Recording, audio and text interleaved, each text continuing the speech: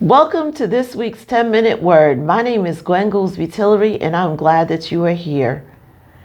I want to read from Matthew 22:34 through 40.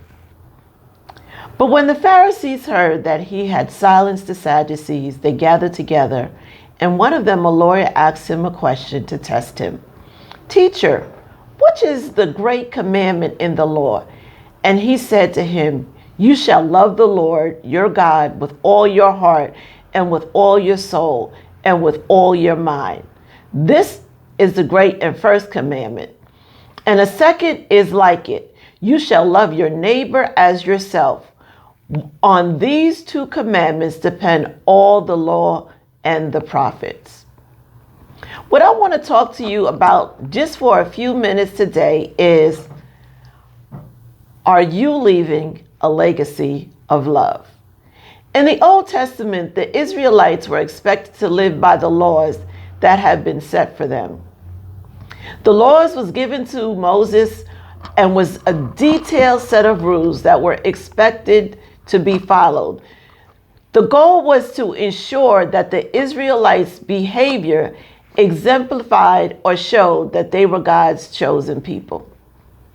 The laws were a guide for how they were supposed to operate in all areas of their lives. If you think we have too many laws, you would have definitely struggled just as the people of Israel did.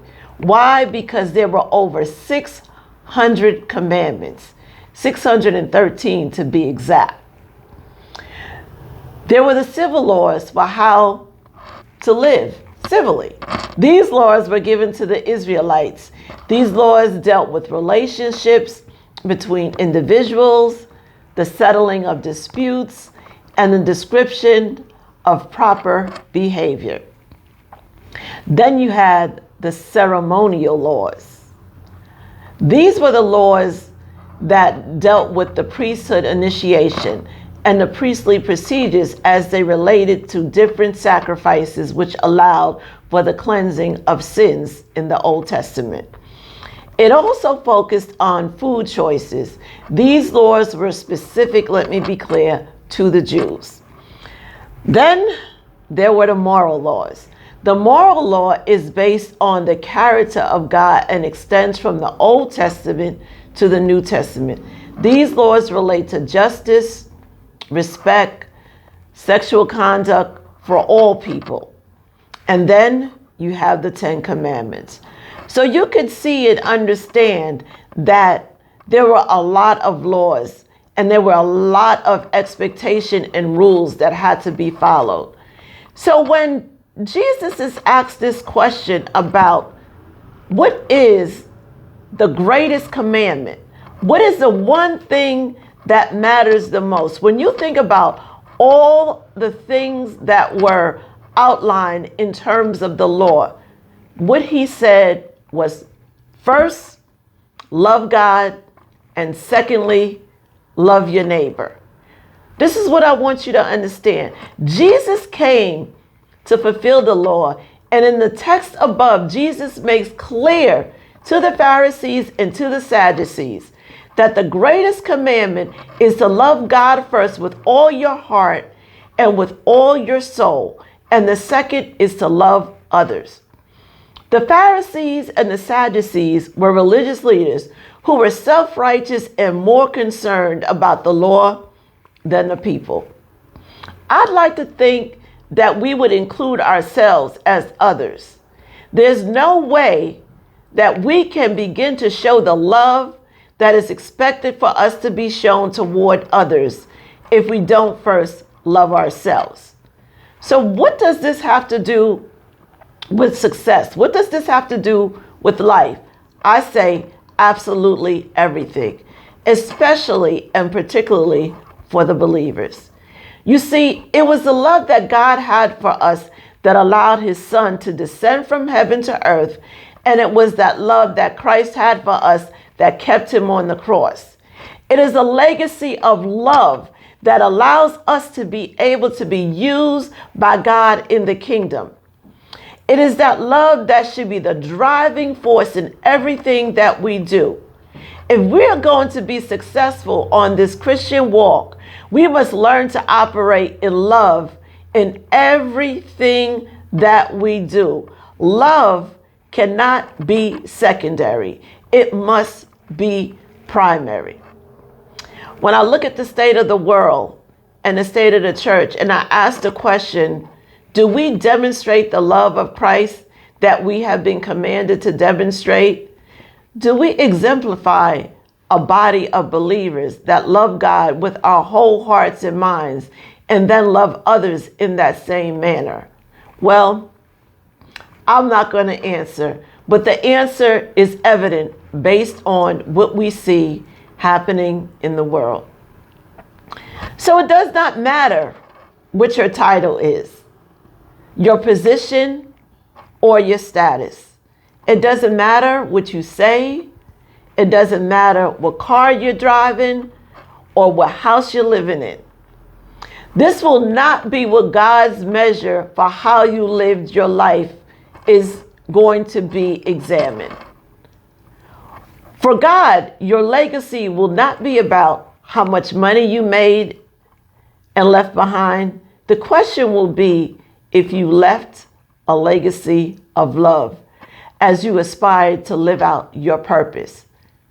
So I challenge you each and every day you wake up for God to equip you to live out a life that exemplifies God's love. The world doesn't care what we know or who we know until they know that we care. So this example of love, this legacy of love, is something that we have to begin to start living out each and every day of our lives. And how do we begin this process? We first must recognize that we, like I said, have been called to love. We cannot do anything if we are not operating in love. I don't care what ministry you're a part of. Again, I don't care what title you have. We have been called to operate in love. And when I think about the world that we're living in and how much hurt is in people's hearts and how sad and how dark the world is right now, I know that the remedy is love. So I challenge each and every single one of you to begin the process of praying for God to change up our hearts, for us to be able to learn to first love God the way He's called us to love Him. But then I want us to learn how to love ourselves. Because as I said, it's hard to love someone else when you don't love yourself.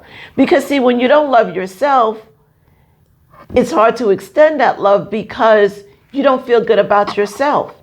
And every time something happens, you just get angry, you get more upset. Whatever that emotion is that's negative, that's what seems to happen. And so, just like with everything else, God is a God that will answer prayer. And so if we go to Him and we seek Him and we ask Him, Lord, help us to be more loving first towards you. Lord, help us to love and accept ourselves as you love and accept us. And the next, if we ask God to begin to help us to show that love and to demonstrate that love towards others, the God that I know, the God that we serve, is going to hear our prayer, and we are going to begin to be able to extend a love that is an agape love, a love that comes from God, a love that is forgiving, a love that is patient, a love that is kind, a love that seeks to heal and not hurt, a love that mends and does not tear us apart. That is what we need right now in this world. So many lives have been lost. So many people are hurting. And the way and the process to restoring is to begin to operate in true agape love towards one another. So I thank you for tuning in this week,